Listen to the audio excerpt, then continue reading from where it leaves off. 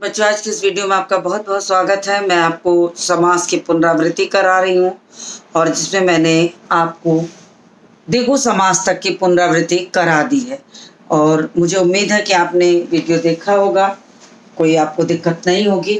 अब मैं द्विगु समास के बाद द्वंद्व समास पर आती हूँ।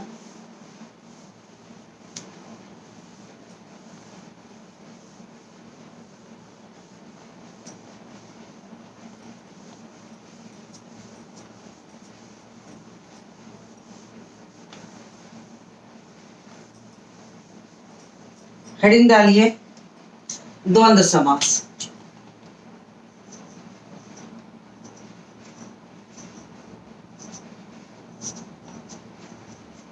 मुझे लगता है समास में सबसे आसान अगर कुछ है तो वो द्वंद्व समास है, क्योंकि द्वंद्व समास कक्षा 6 से बच्चों को भाषा अध्ययन के तहत समझाया जाता है। यानी इस समास का न पूर्व पद प्रधान होता है न उत्तर पद प्रधान होता है, बल्कि क्या होता है कि इसके बीच में और छिपा होता है खाली माता पिता, माता और पिता, यानी पूर्व पद और उत्तर पद के मध्य में इसमें और छिपा होता है। जिस समास के पूर्व पद और उत्तर पद के मध्य से और का लोप रहता है।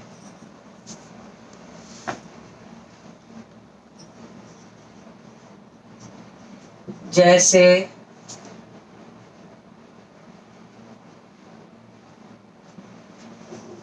माता पिता, क्या हो जाएगा?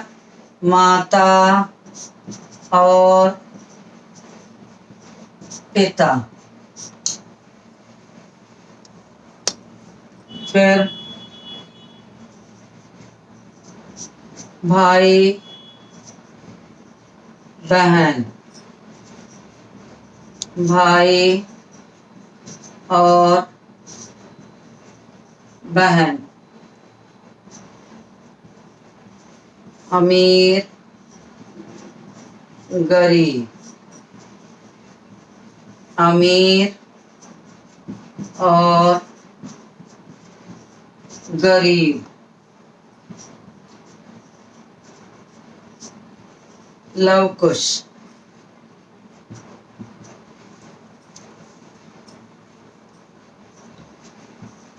लव और कुश,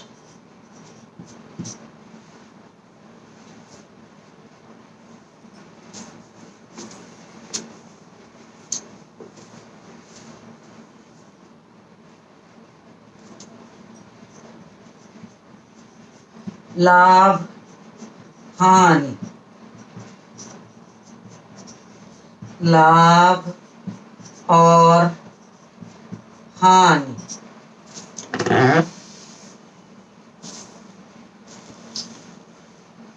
आय व्यय, आय व्यय, आय और व्यय,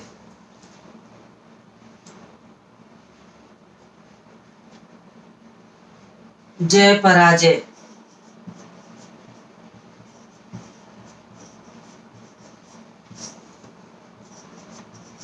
जय और पराजय, जीवन मरण,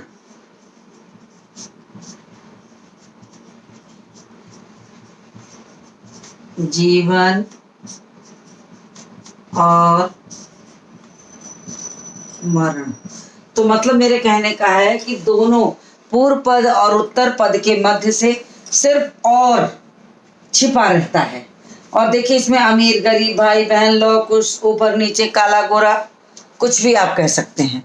तो देखिए आपको मैंने इतना लिखवा दिया, इसका स्क्रीनशॉट ले लीजिए। आपने स्क्रीनशॉट ले लिया होगा। अब द्वंद्व समास के बाद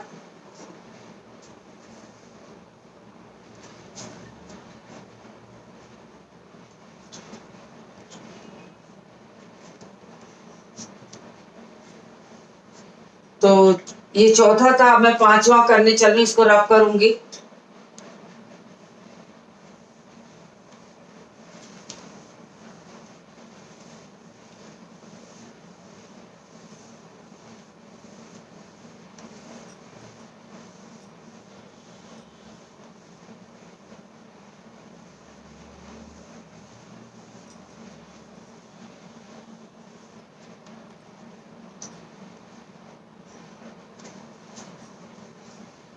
अब आ गया पांचवा बहुव्रीहि समास। पांचवा बहुव्रीहि समास। अब बहुव्रीहि समास की क्या स्थिति है? बहुव्रीहि समास में न पूर्व पद प्रधान होता है न उत्तर पद प्रधान होता है, बल्कि इससे अर्थ निकलता है कि हम जो भी इसमें बोलेंगे उससे कोई एक तीसरा अर्थ निकलता है, और उस तीसरे अर्थ का भाव होता है कि वही पद प्रधान होता है, जो तीसरा पद होता है वो प्रधान होता है। तो इस समास में न तो पूर्व पद प्रधान होता है न उत्तर पद प्रधान होता है, बल्कि उससे निकलने वाला जो अर्थ होता है वो प्रधान होता है। इसीलिए इसको देवी देवताओं के नाम इत्यादि जो हैं वो बहुव्रीहि समास में आते हैं। तो मैं परिभाषा लिख देती हूं। जिस समास का न तो पूर्व पद प्रधान होता है न ही उत्तर पद, बल्कि उससे निकलने वाला अर्थ प्रदान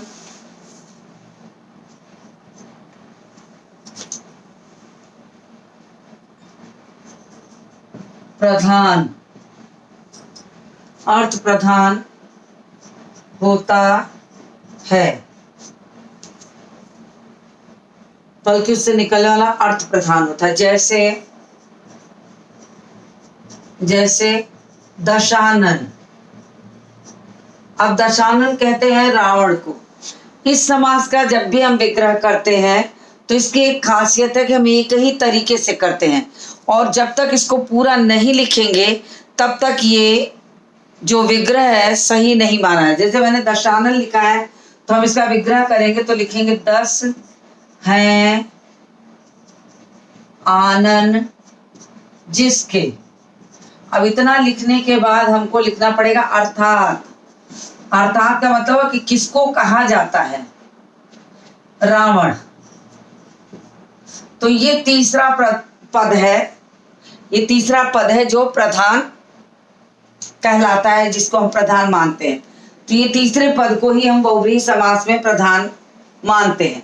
इसका न तो पूर्व पद प्रधान है न उत्तर पद प्रधान है, बल्कि क्या होता है, इससे निकल रहा है अर्थ जो रावण, ये प्रधान है। तो मुझे उम्मीद है कि आपको समझ में आ गया होगा। मैं और उदाहरण लिखती हूं।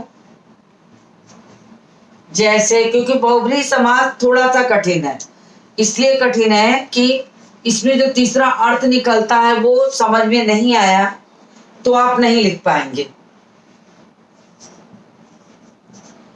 मेघ नाद, मेघ के समान नाद करने वाला। नाद मतलब था स्वर। मेघ के समान नाद करने वाला अर्थात रावण पुत्र।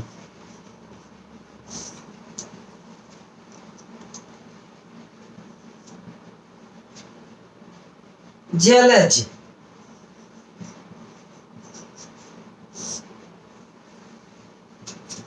ये थोड़ा कठिन है क्योंकि इसका अर्थ नहीं जानेंगे तो करने में दिक्कत होती है। जल में उत्पन्न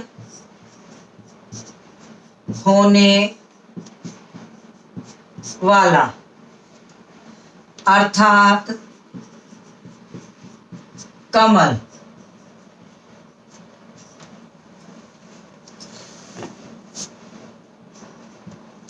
अर्थात कमल।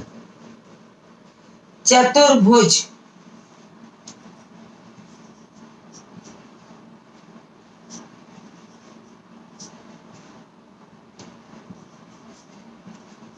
अब देखिए इसमें कुछ शब्द जैसे चतुर्भुज आया, अब इसका पूर्व पद संख्यावाची है। यहाँ जो मैंने शब्द लिखा है चतुर्भुज, इसका पूर्व पद जो है वो संख्यावाची है। अब संख्यावाची होने के कारण अगर देखा जाए तो फिर तो ये द्विगु समास हुआ, लेकिन यहाँ पर चतुर्भुज शब्द का चार भुजाओं का समाहार न करके हम कहेंगे चार भुजाएं हैं जिसकी, तो जिसकी भी चार भुजाएं होंगी वो अर्थात में आ जाएगा, तो इसीलिए इसे चतुर्भुज कहा, जबकि इसका पूर्व पद संख्यावाची है। चतुर्भुज का मतलब हुआ चार भुजाएं हैं जिसकी, अर्थात विष्णु जी।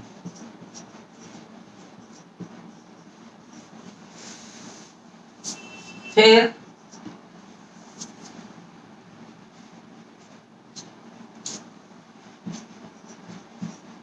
त्रिलोचन, तो तीन है लोचन, लोचन मतलब होता नेत्र, जिसके, अर्थात शिव।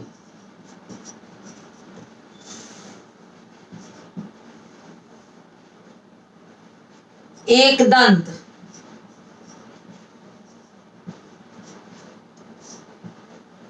एक दांत है जिसके, अर्थात गणेश।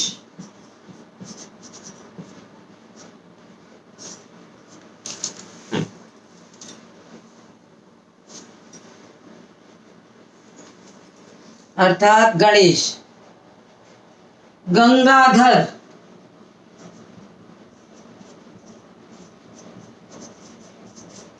गंगाधर, गंगा को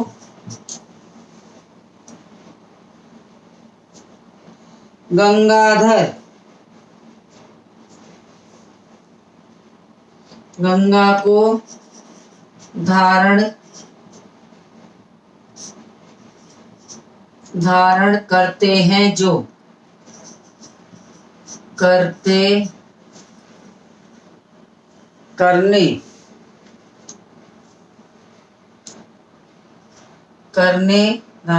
गंगा को धारण करने वाला, अर्थात शिव। तो अनेक जो नाम है शिव के वो सब आपके बहुब्रीहि समास में होंगे। एक मैं और लिखा देती हूँ, चक्रपाणी। दिखाई देगा कि नहीं मुझे नहीं पता, लेकिन बहुब्रीहि समास में कुछ चीजें ऐसी होती है जिनका अर्थ ना आने से आप उसको नहीं कर पाते हैं। तो चक्रपाणी मुझे लगता है लिखवा देना चाहिए, लेकिन मैं नीचे लिखूंगी तो आपको दिखाई नहीं देगा, इसलिए मैं उसे ऊपर लिखूंगी। मैं इतना नीचे का ऐसा रब कर रही हूँ। आप स्क्रीनशॉट ले चुके होंगे, आप बराबर स्क्रीनशॉट समय समय पर लेते रहा करिए, जिससे कि मुझे आपके लिए इंतजार ना करना पड़े। शब्द है चक्रपाणी। पाणी मतलब कहते हैं हाथ, चक्र मतलब जो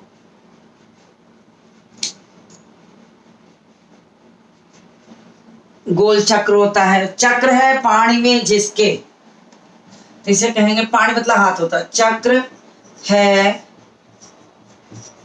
पाणी में जिसके, अर्थात सरस्वती।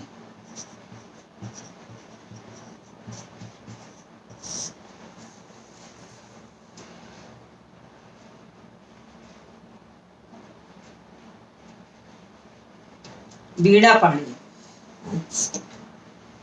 चक्र तो विष्णु जी के हाथ में होता है, अर्थात विष्णु जी। और वीणा पाणी होगा तो वीणा है हाथ में जिसके, अर्थात सरस्वती। वीणा पाणी, वीणा है पाणी में जिसके, अर्थात सरस्वती।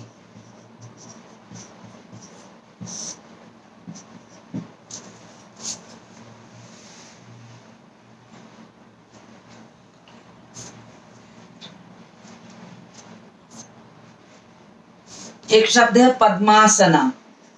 पद्मासना तो पद्म के आसन पर बैठी हैं जो। पद्म कहते हैं कमल, पद्म यानी कमल। कमल के आसन पर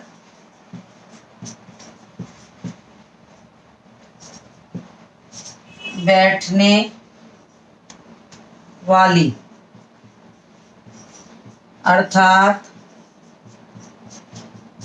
सरस्वती। तो ये कुछ ऐसे चीजें हैं जिनको थोड़ा कठिन होता है बहुब्रीहि समास में, इसलिए क्योंकि इसमें जो देवी देवताओं के नाम आते हैं वो बच्चों को पता नहीं होता तो दिक्कत हो जाती है। तो इसलिए आप इसका भी स्क्रीनशॉट ले लीजिए।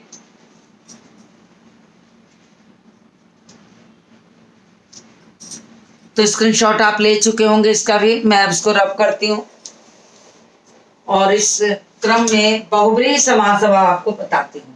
यही आखिरी के जो 2 समास हैं थोड़ा ध्यान से आपको पढ़ना पड़ेगा, क्योंकि इसमें विग्रह भी करने में आपको समझ में आना चाहिए कि किसके लिए कहा जा रहा है। अव्ययी भाव में भी अलग अलग तरह से विग्रह होता है, तो उसमें भी आपको समझ में आना चाहिए कि इसका विग्रह कैसे होगा।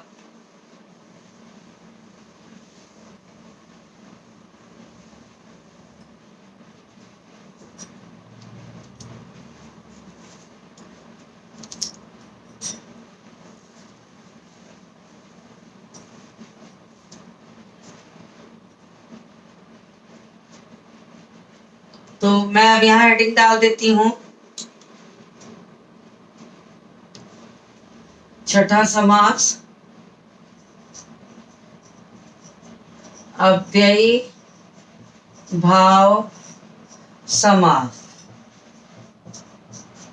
अब मैं आपको अव्ययी भाव समास पढ़ाने के पहले आपको अव्यय समझाना चाहूंगी कि अव्यय आपको समझ में आता है कि नहीं। एक शब्द है अव्यय, इसी से बना है अव्ययी भाव समास। अव्यय का मतलब होता है जिसे खर्च न किया जाए, जो खर्च ना हो उसे अव्यय कहते हैं। अव्यय। अब हिंदी में कौन सी ऐसी चीज है जिसे खर्च किया जाता है, जिसे खर्च नहीं किया जा सकता। खर्च तो करने के लिए रुपए पैसे चाहिए और रुपए पैसे होने चाहिए, लेकिन यहाँ हिंदी में अव्यय कहा जा रहा यानी जिसे खर्च न किया जा सके। अब यहाँ पे खर्च न किए जाने का अर्थ है जिसका प्रयोग हम तोड़ मरोड़ कर किसी अन्य तरह से ना कर सके। वो अपनी स्थिति में कोई बदलाव नहीं करता है, उसे हम अव्यय कहते हैं। यानी कि अव्यय और क्रिया विशेषण जो शब्द होते हैं वो अव्यय होते हैं। अब यहाँ पर अव्ययी भाव समास है, तो यानी कि इसका पूर्व पद जो होता है वो अव्यय होता है। इसीलिए मैंने आपको अव्यय समझाया कि अव्यय क्या है। तो मुझे उम्मीद है कि अव्यय क्या है ये आपको समझ में आ गया होगा। और मैं अब आपको इसकी पहले परिभाषा लिख देती हूँ, फिर समझाती हूँ। जिस समास का पूर्व पद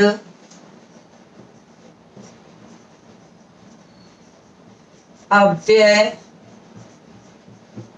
होता है और उत्तर पद का अर्थ पूर्व पद के अनुसार परिवर्तित हो जाता है, उसे हम कहते हैं अव्ययी भाव समास। उसे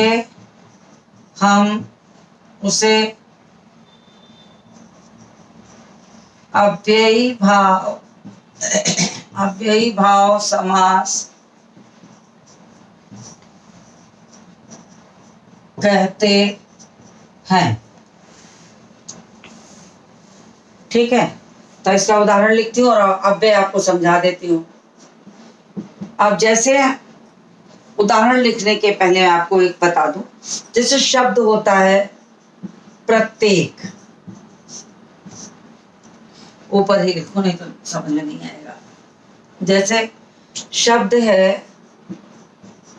प्रत्येक, अब इसका विग्रह हुआ, क्या होगा? प्रति एक। अब प्रति एक का मतलब हुआ कि इसमें जो प्रति शब्द आया है ये आपका अव्यय है। इस समास में प्रति शब्द जो आया है ये अव्यय है, और उत्तर पद जो एक आया है उसका अर्थ इस अव्यय के अनुसार बदल जाएगा। यदि हम इसको हटाकर यहाँ सिर्फ उत्तर पद आपको दिखाएं तो उत्तर पद का मतलब होगा कोई एक चीज, लेकिन जब इसको साथ में जोड़ेंगे तो हम कहेंगे हर एक चीज, तो इसने अर्थ बदल दिया। प्रत्येक कहिए चाहे इसको ऑब्लिक करके हर एक लिख देते हैं, तब इसका जो पूर्व पद है उससे उत्तर पद का अर्थ इसके अनुसार बदल जा रहा है। तो हम अगर एक कहते हैं तो हम किसी एक की बात करते हैं, लेकिन जब हम प्रत्येक कहते हैं मतलब हर एक की बात हम करते हैं। तो यहाँ पर दोनों के अर्थ में जमीन आसमान का अंतर हो जाता है। फिर दूसरा शब्द लिखवाते हैं आपको,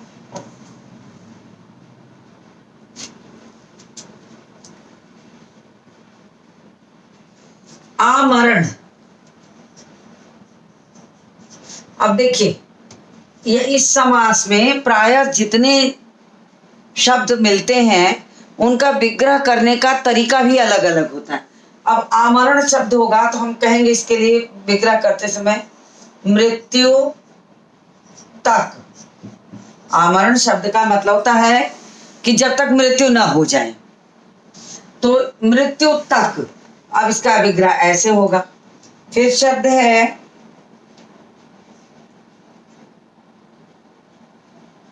आजन्म।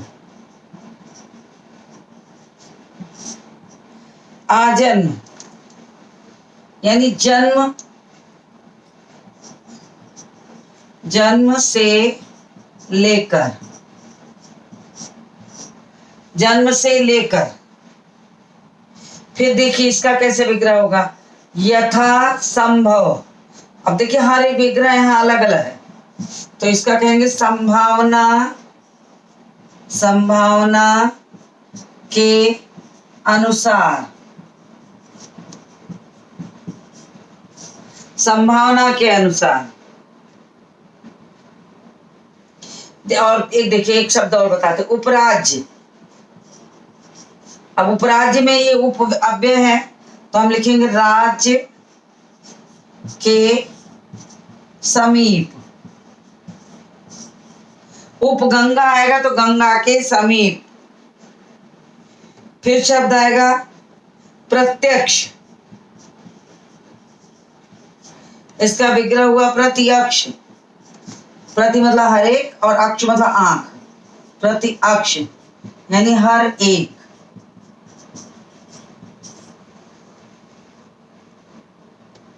हर एक में हर आंख।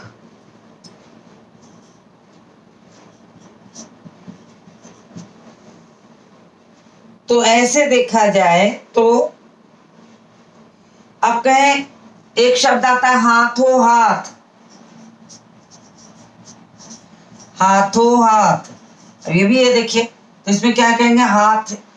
जैसे हम कहेंगे हाथों हाथ, हाथ ही हाथ में, हाथ ही हाथ में। अब ये हो गया। तो अब इसमें जितने शब्द उतनी तरह से विग्रह होता है। तो अव्ययी भाव समास आपको अगर समझ में आ गया तो आप विग्रह करना भी सीख लेंगे। तो देखिए, मैं इसमें वैसे बहुत कठिन शब्द आते हैं। अब इसमें कह रहा है कि जिस समास का न पूर्व पद प्रधान होता है न उत्तर। पूर्व पद इसका हमेशा अव्यय होता है। देखिए ये अव्यय देखिए, आ देखिए, आ, यथा, उप, प्रति, हाथ, ये किसी भी स्थिति में आप परिवर्तित नहीं होंगे। उत्तर पद हमेशा इसके अनुसार अर्थ देगा। मरण तक, जन्म तक, संभावना के अनुसार, राज्य के समीप, प्रति अक्ष, और इसका हाथों हाथ, हाथ ही हाथ में। तो देखिए शब्दों के अर्थ कैसे परिवर्तित हो जाते हैं, ये यहाँ पर कहा गया है।